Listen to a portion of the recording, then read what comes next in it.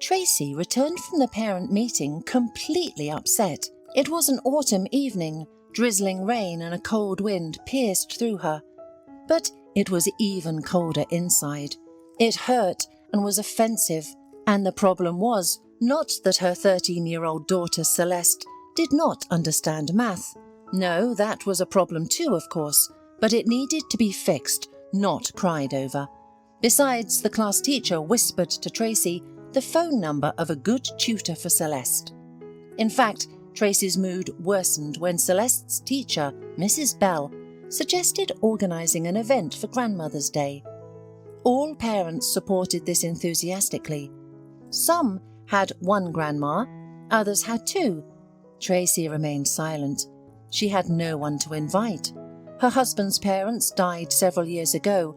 As for her mum and dad, well, the word dad never existed for Tracy because he wasn't in her life. And her mum? Here, it was more complicated. She was alive, but she didn't exist for Tracy. Of course, she gave birth to her, but it would have been better if she hadn't. That's what Tracy used to think, until she escaped from the hell she had lived in since birth. The young woman was walking along a dim street, remembering her bitter childhood. Tracy remembered herself at the age of 5, somewhere. She was born and raised in a small village. She really wanted a doll back then, in a bright dress with lush curls. Her friend had one like that, and Tracy somehow told her mum about it. "A doll?" Her mother chuckled and said rudely, "It's more than you deserve. Draw a doll on the paper and cut it out." "Oh, you are really shameless. Your mother feeds you, shoes you, and dresses you, and you're still not satisfied." The mother shouted a lot then, including insulting words towards Tracy. The girl didn't quite understand their essence, but she only understood that these were nasty words. Perhaps the softest one was brat, and throughout her childhood she heard it most often from her mother's own lips. "Hey, brat, why did you wash the floor so badly?" her mother would ask her when she came from the farm, and Tracy was so offended. At 8 years old, she tried to clean the house after school to please her mother, but instead of gratitude, she heard things like that. "Hey, brat, why are you making a face?" She heard it at 13 from her drunken mother. Tracy never argued with her mother and tried not to talk back to her because she knew that if something happened, she could beat her with a stick. The girl didn't understand why her mother treated her like that. At 14, she couldn't take it anymore and asked why her mother didn't love her. "But why should I love you?" Nina shouted angrily. "You've ruined my whole life." But Tracy couldn't understand what her fault was. She had lived only with her mother since birth. She didn't know her father. But can that be her fault? Neighbour Mrs. Shane, a kind old woman with whom the girl could discuss her problems, once told her a story about her mother. Nina was previously married to a calm and hard-working Sam. They lived modestly, both worked on the farm, and everything was good for them. But Nina couldn't get pregnant, and Sam really wanted a child. So Nina decided to cheat on him, thinking that it wasn't her problem. At that time, there were some workers in their village who were renovating a farm. Nina got involved with one of them. She thought no one would find out. Just a couple of times she would run off to a hotel with her lover near the farm canteen when Sam was out in the fields. But the affair dragged on, and her lover turned out to be a blabbermouth. And soon, almost the whole village knew their secret. Sam found out everything. He didn't try to work things out with Nina. He just gathered his things and left the village. Where and why, nobody knew. Later it was said that he was working up north and that he died when his tractor crushed him. Nina was lost at first. She even cried that her husband had left her, but then she calmed down. Meanwhile, her lover moved in with her. Only by winter did he go back to his family in the distant South City, and Nina was left to deal with the aftermath. She was able to conceive a child, but did she really want him now? Nina went to the hospital, but they sent her away. It was way too late to do anything except give birth. Then Nina decided to leave her daughter at the maternity ward. But what would people say? She was ashamed. So she returned to the village with Tracy from the hospital, but maternal love never appeared, and with each passing year, she grew to hate her own daughter more. She blamed her for the failed marriage, for Sam's death, and for the fact that no decent man wanted to marry Nina anymore.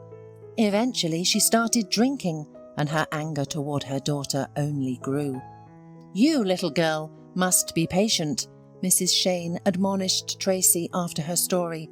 "A mother is a mother. You can't choose her. Soon you'll graduate and then go to town, where you'll find a room to rent and get a job, even if it's just cleaning floors at a cafe or a hospital.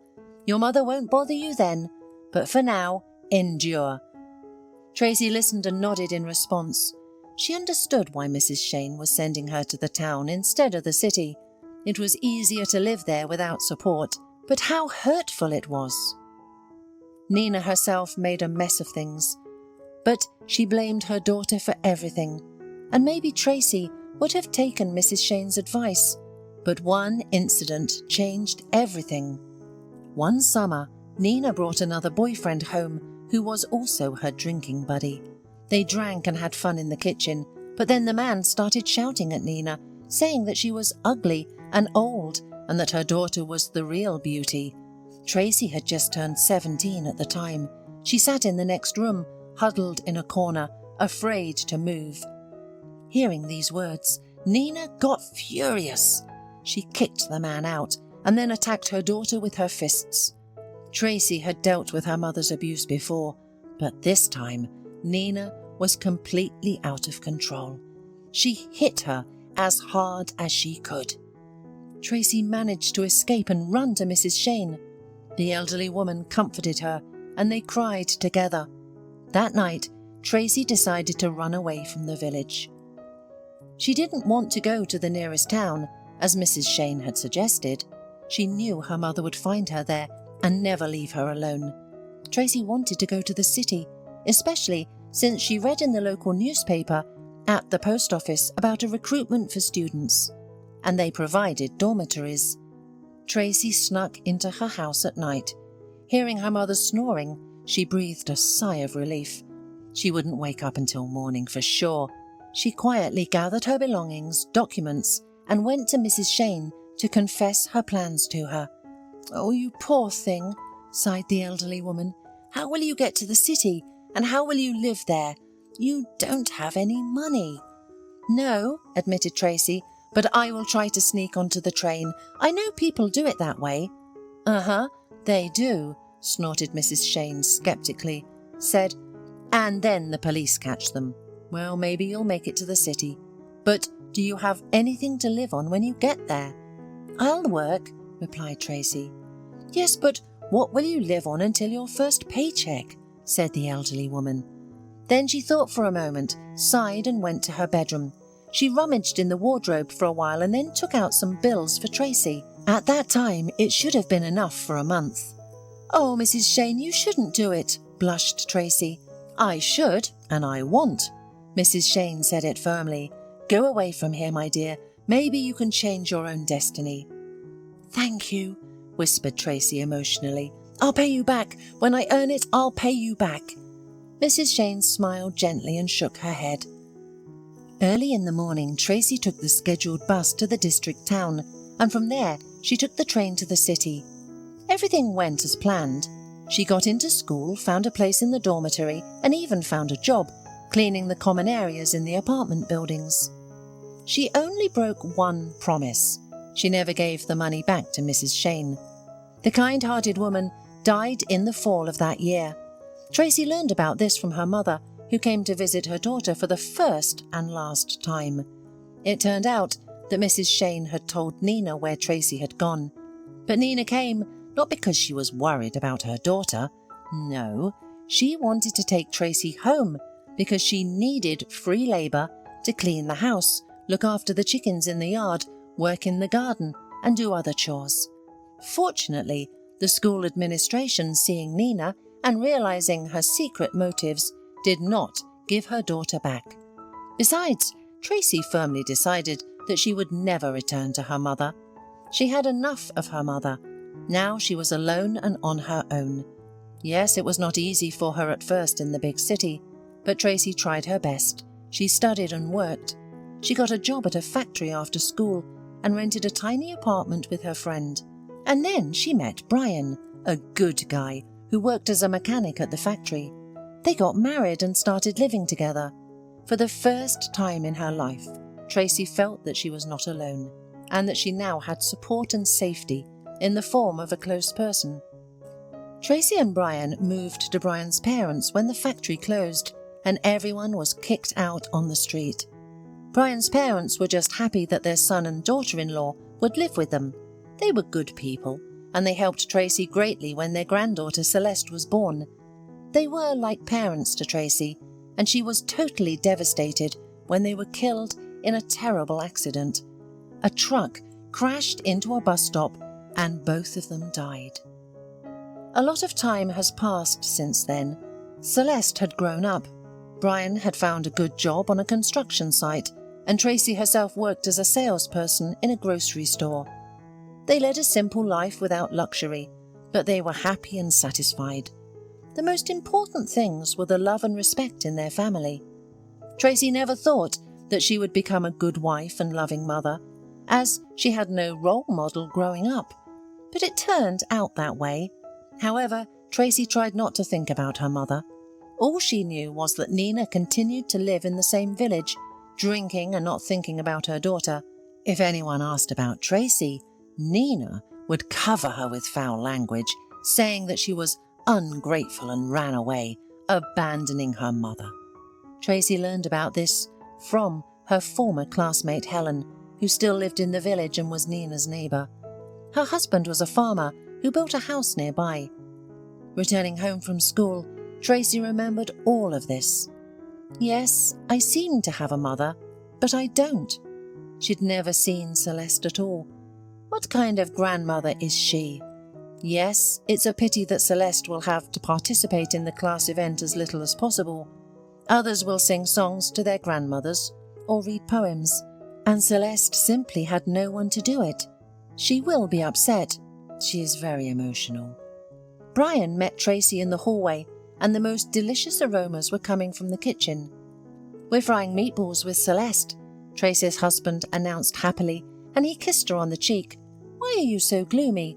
Did something happen at the meeting? Did Celeste misbehave?" "Everything is fine," Tracy said with a sigh. "We just need to do something about math." She decided to tell her husband about the upcoming event later. They had dinner, Celeste ran to her room, and Tracy finally shared her worries with her husband. "Oh, come on," Brian shrugged. "It's not like our daughter is the only one growing up without a grandmother. Mrs. Bell is a wise teacher. She'll find her role. As a leading person, for example."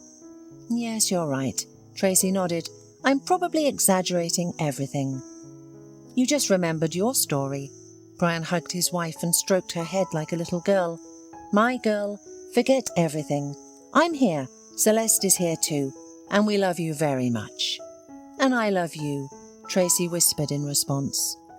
As it turned out, Tracy had worried for no reason about Celeste.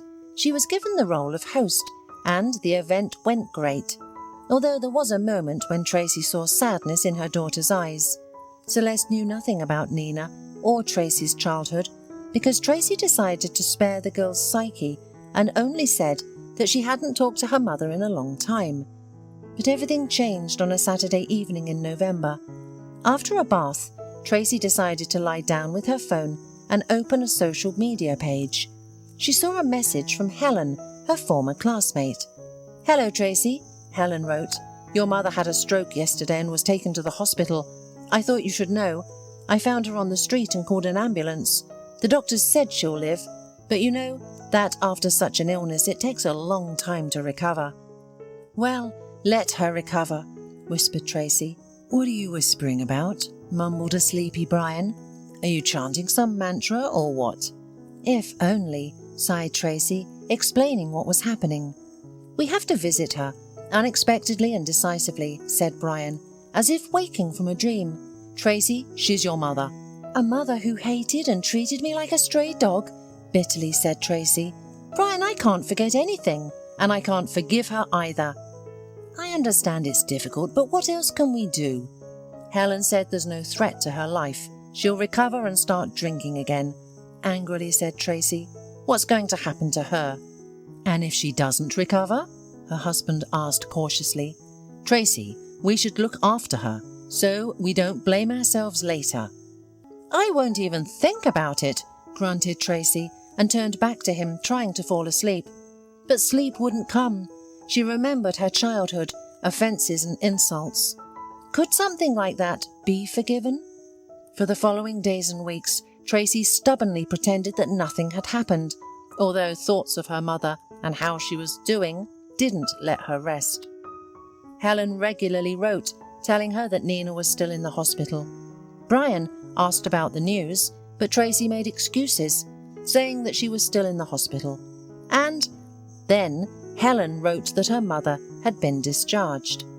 Tracy, I understand that you have difficult relationships with your mother and that you have reasons not to love her, but she's still your mother, wrote Helen. You should see her now. She can barely walk and she speaks with difficulty, and it's already winter outside. We, the neighbours, are helping her as much as we can. We're heating up the house and bringing her food. But we have our own work. Understand it. If there was a social worker, it would be no problem, but there's none in our village. Maybe you'll pay someone to take care of your mother? After reading the last sentence, Tracy protested aloud. Pay for her mother? They themselves weren't doing well, and she didn't have extra money. Tracy remembered the money that the late Mrs. Shane had given her to settle up in the city. Not her mother, but a neighbour. She also remembered how she cleaned floors at night to earn bread, and how she ate that bread, which was the cheapest and sometimes stale, drinking it down with water, and her mother didn't care about her. She won't get a penny from me, hissed Tracy. Brian heard this and raised his eyebrows, asking what was going on. Tracy read him the message from her classmate. But she's right, he nodded. We need to find someone to help your mother. So that she can pour her drinks? Tracy got angry. That won't happen. Tracy, she's had a stroke. She probably won't be able to handle the drinks, doubted Ryan. But she's still your mother. She's alive. If my mother were still alive in this world. Don't compare. Tracy cut him off sharply. Your mother was a wonderful woman. She was like a mother to me, and my biological mother called me a brat and other nasty names. You can't imagine how painful it was to hear. Forgive her. I can't and I won't. I'd rather call the district social services office today and ask about the nursing home. Let her live there. Tracy and Brian were unaware of Celeste's approach to the door. However, the girl heard everything her parents were saying. Mum, the girl suddenly spoke, so you want to send your own mother, my grandmother, to a nursing home? Is that even possible? You didn't communicate with your mother for many years, and you didn't tell me anything about her, and now you want to get rid of her? Tracy turned sharply at her daughter's voice and blushed. She didn't want her daughter to know everything, but what could she do now? Sweetheart, Tracy said anxiously, you're still young, and there are many things I can't tell you, but believe me, it will be better this way. Better for whom? Celeste cried. For you? You don't ever think that I might send you to a nursing home too someday? What are you saying? Exclaimed Tracy. Celeste, you can't judge me right now. This woman only gave birth to me, and then she only insulted me. I ran away when I was 17 because she beat me, and her drunken suitors harassed me. After saying this, Tracy fell silent, realizing that perhaps she shouldn't have told her daughter all of this. Celeste, who had grown up with love and care, could hardly believe that her own mother could act this way. But that was a long time ago. Maybe she had repented. The child suddenly said sensibly. Repentance. For some reason, Tracy didn't believe in it, but her daughter's words planted a seed of doubt. For the rest of the evening, she couldn't stop thinking about her mother. No matter what, she was still her own flesh and blood. Let's go to the village tomorrow, Brian suggested as they were going to bed. We won't decide anything yet. Let's just go and see how your mother is living."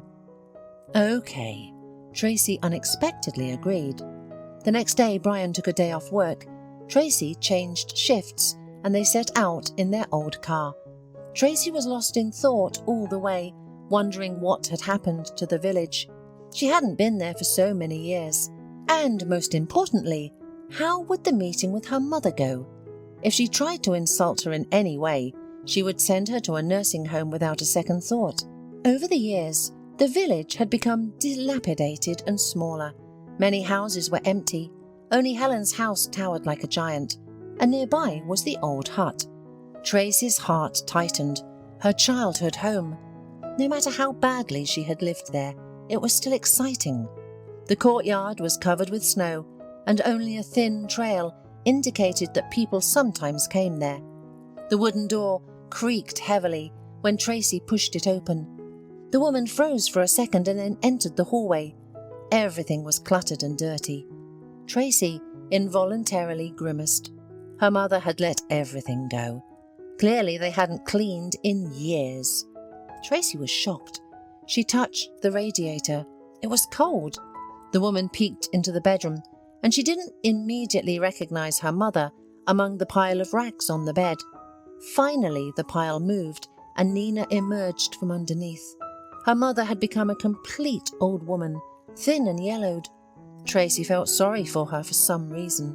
She wanted to chase away that feeling, but she couldn't. "Hello, Mum," Tracy whispered quietly. Nina muttered something in response, then pushed aside the rags and sat down on the bed with difficulty.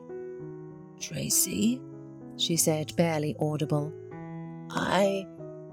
"Did you recognize me?" asked Tracy in a trembling voice.